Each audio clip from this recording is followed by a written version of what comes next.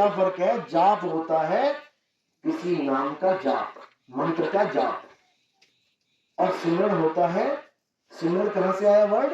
स्मरण। स्मरण यानी अपने पिता का स्मरण करो, यानी अपने पिता को याद करो। इसमें तुम केवल अपने पिता को याद करोगे, नाम नहीं जपोगे, केवल याद करो। चेहरा दिख गया ना, अपने ध्यान में चेहरा आ गया ना, ये हो गया ध्यान, ये हो गया याद। अब मैं कहता हूं अपने पिता का नाम जपो, तो पहले तुम्हें याद करना पड़ेगा मेरे पिताजी का नाम क्या होता है। रविंद्र नाम था, धीरेन्द्र राम था। उसके बाद तुम नाम याद करोगे पहले, फिर जपोगे धीरेन्द्र धीरेन्द्र धीरेन्द्र। तो दोनों में जमीन आसमान का फर्क है।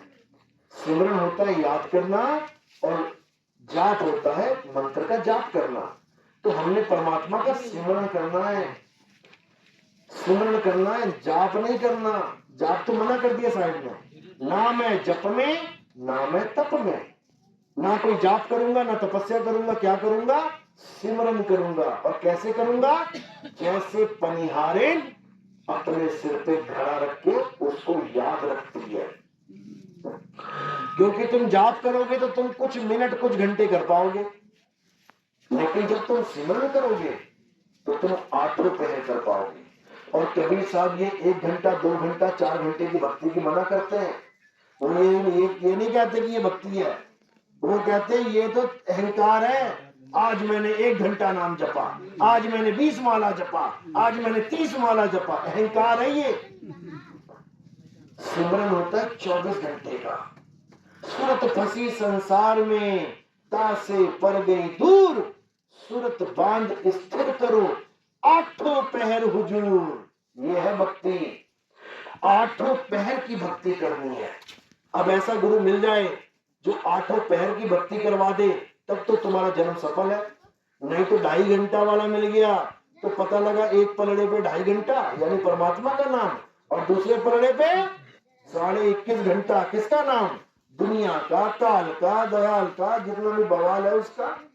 तो 21.5 घंटा तुम याद करोगे दुनिया को, और 2.5 घंटा याद करोगे भगवान को, तो क्या मिलेगी तुम्हें? दुनिया ही मिलेगी।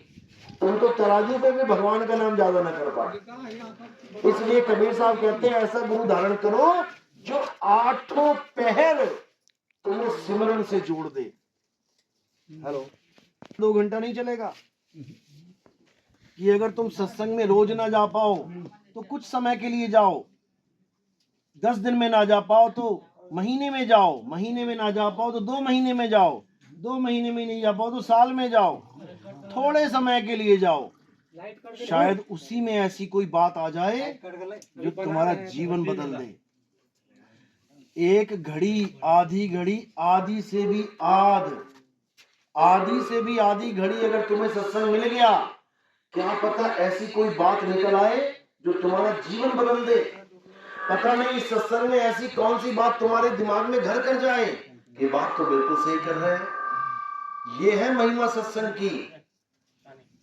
ये नहीं है कि आधी घड़ी बैठ गए तुम्हारे कोट अपराध कट गए। तो फिर तो ऐसा करो, सारे बकरे वकरे काटो, खाओ और बैठ जाओ सत्संग में जाके, सारे अपराध कट जाएंगे तुम्हारे। फिर तो मुझे लग गए अपराध काटने का रास्ता ही मिल गया हमें। ऐसा नहीं है। कोटि अपराध इसलिए बोला कट जाएंगे क्योंकि तुम्हें आत्मज्ञान समझ में आ जाएगा, और जब आत्मज्ञान समझ में आ जाएगा तो तुम्हें एक चीज समझ में आ जाएगी कि मैंने कोई अपराध किया ही नहीं। आज सुबह क्या खाया था आपने? नाश्ता किया ना? याद है ना क्या खाया था?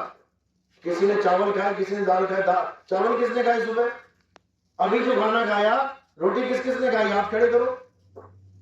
खाई भाई ने, लेकिन बाकी ने नहीं खाई। अरे किसी ने तो खाई होगी, या अनशन कर दिया था। घर से तो खा के आए ना कुछ, हाँ या ना? हाँ, बस यही तुम्हारा अपराध है। तुम खा के आए, शरीर खा के आया। शरीर तुम कैसे खा लिए? पहले तो ये बता दो, पहले ये बताओ, शरीर ने खाया, तुमने क्या खाया? तुम कुछ खा ही नहीं सकते, तुम बस देखते रहे। अच्छा, आलू है, दाल है, चावल है, और खा कौन गया? शरीर। तुम देखते ही रह गए और खा कोई और चल गया। इसी प्रकार तुम सारे जन्मों जन्मों से जो कर्म करते आ रहे हो तुमने कभी किए ही नहीं। ये गिलास तुम उठा ही नहीं सकते, तुम देख सकते हो केवल, उठा के दिखाओ, उठाएगा कौन? शरीर उठाएगा, उठाएगा हाथ, ये हाथ उठाएगा, तुम नहीं उठा सकते। नहीं तो उठा के दिखाओ, मैं देख रहा हूं। तुम दृष्टा हो, तुम करता नहीं हो, करता कोई और है, लेकिन जो कर जाता है वो तुम्हें पता ही नहीं कौन कर जाता है। इसलिए तुम कहते हो मैंने किया, मैंने किया, मैंने किया, इसलिए तुम पे सारे अपराध लग जाते हैं। लेकिन अब गुरु मिल गया, अब गुरु बता रहा है बेटा तूने कुछ किया ही नहीं। जब तूने कुछ किया ही नहीं तो सारे अपराध डिसमिस, केस रफा दफा। क्योंकि ऐसा वकील मिल गया जिसने जज के सामने प्रूव कर दिया महाराज मेरे मुवक्किल ने कुछ किया ही नहीं, ये कर ही नहीं सकता। तो जज भी समझदार है, वो भी कहता है भाई इन तर्कों की वजह से, बयान की वजह से ये निश्चित किया जाता है कि ये आदमी कसूरवार नहीं है, इसको बाइज्जत बरी कर दिया जाए। क्योंकि अकर्ता है, हे अर्जुन, आत्मा अकर्ता है, आत्मा कभी कुछ करता ही नहीं है। कौन करता है?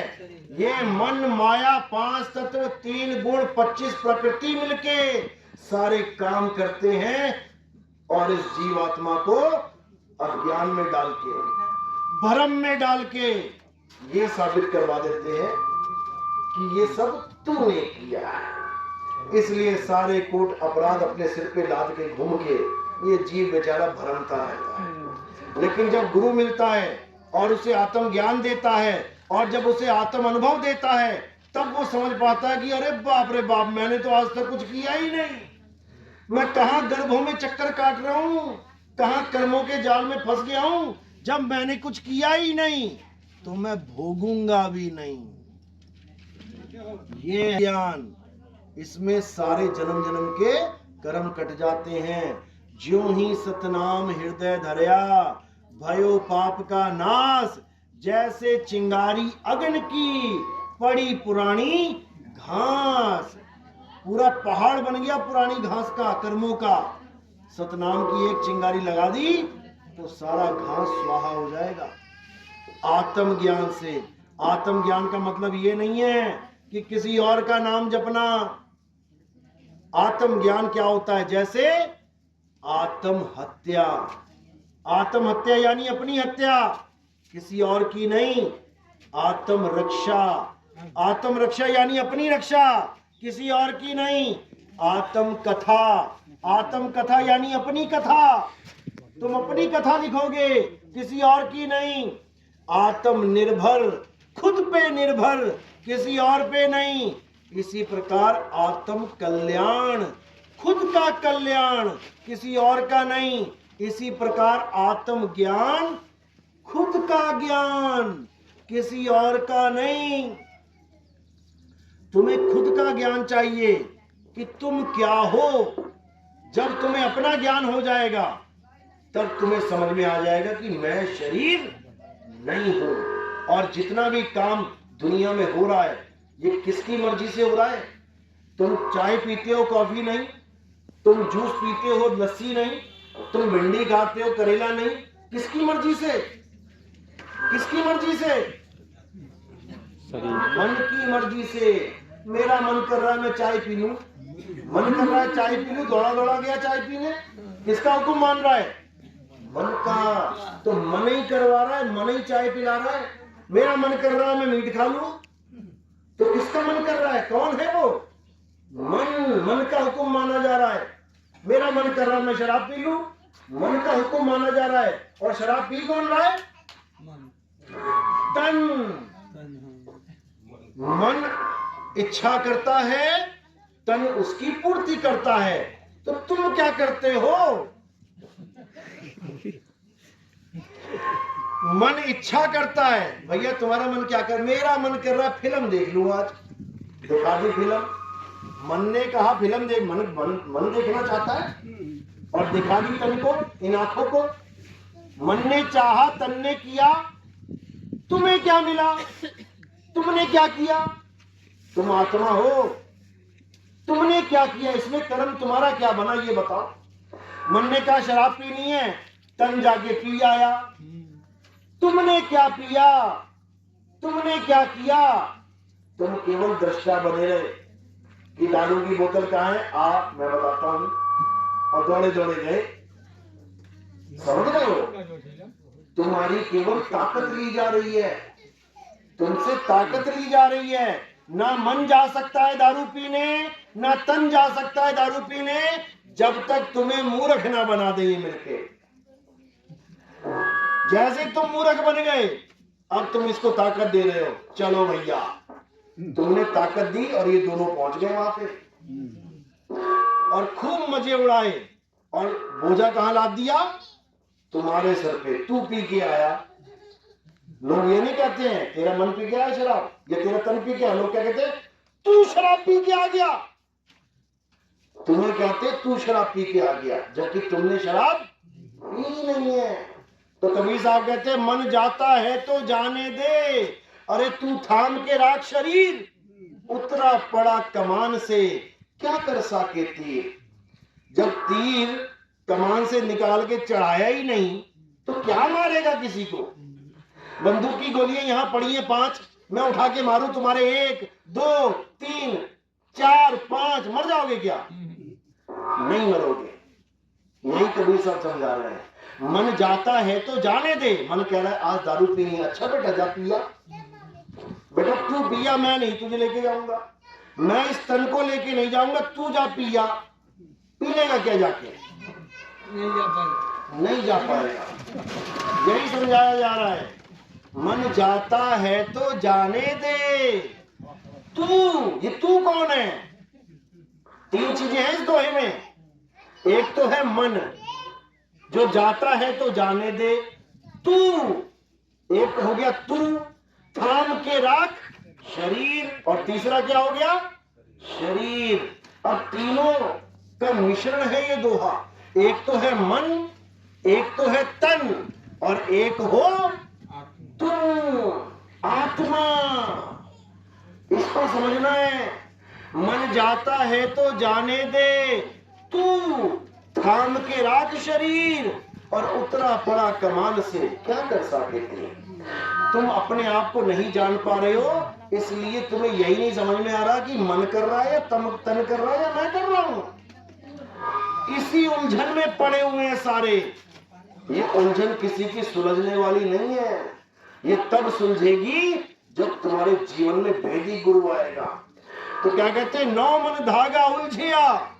अब पतंग उड़ाते हैं, इतना सा धागा होता है, और वही धागा उलझ जाता तो 2 घंटे लग जाते सुलझाने में छत पे। और साहिब कह रहे हैं 9 मन धागा उलझिया। 9 मन कितना होता है? एक मन में 40 किलो धागा, 9 गट्ठा रुतने 40-40 किलो के, और वो उलझ जाए, अब कितना टाइम लगेगा सुलझाने में? जब 40 ग्राम धागा सुलझाने में 2 घंटा 3 घंटा लग जाता है, वो भी नहीं सुलझता, तोड़ना पड़ता है, काटना पड़ता है, गांठियां लगानी पड़ती हैं। तो 9 मन धागा कौन सुलझाएगा? सारी उम्र बीत जाएगी तुम्हारी।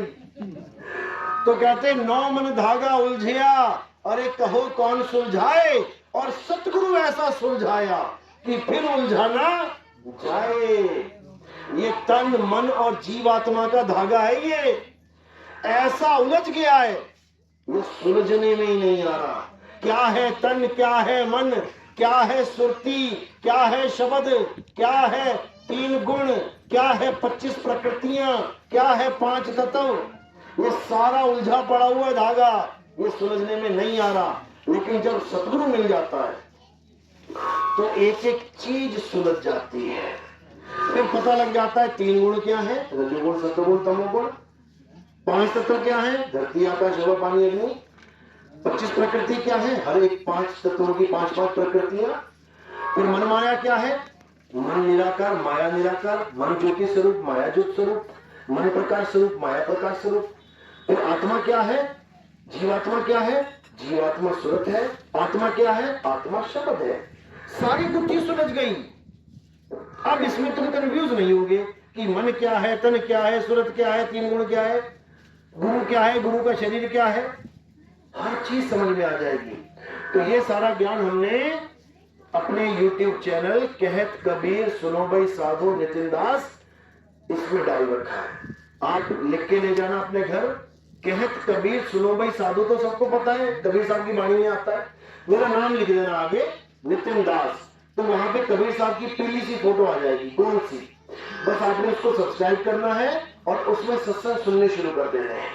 1 नंबर से शुरू करना है, या फिर आप YouTube में स्पीकर वाला बटन दबा देना और बोलना नितिन दास सत्संग नंबर 1, नितिन दास सत्संग नंबर 2, 3, 4, 5, 6, 7 करते करते आगे बढ़ते जाना, तुम्हें हर चीज समझ में आने लग जाएगी। उसके बाद ये 52 अक्षर मंत्र तुम्हारे सामने खेल हो जाएंगे, खेल कि बच्चे गुड़ियों का खेल खिलौना है ये 52 अक्षर, और तब तुम्हें आदि अक्षर का भेद पता लगेगा। 52 अक्षर जीव आधारा, आदि अक्षर जीभ्या से न्यारा, वाही को सत सिमरण कहिए, सिमर सिमर नर उतर पारा। वही सत्य सिमरण है, ये झूठा सिमरण है। 52 अक्षरों का खेल झूठा है, कृत्रिम है। गुरु ग्रंथ साहब में बोला गया कृत्रिम यानी नकली नाम, कथे तेरे जीपा, सत्य नाम तेरा परापुर बला। यानी परमात्मा भगवान के जो नकली नाम हैं वो जीव से बोलने वाले नाम हैं, 52 अक्षरी नाम है। और जो परमात्मा का असली नाम है, सत नाम है, वो जीवा से न्यारा है।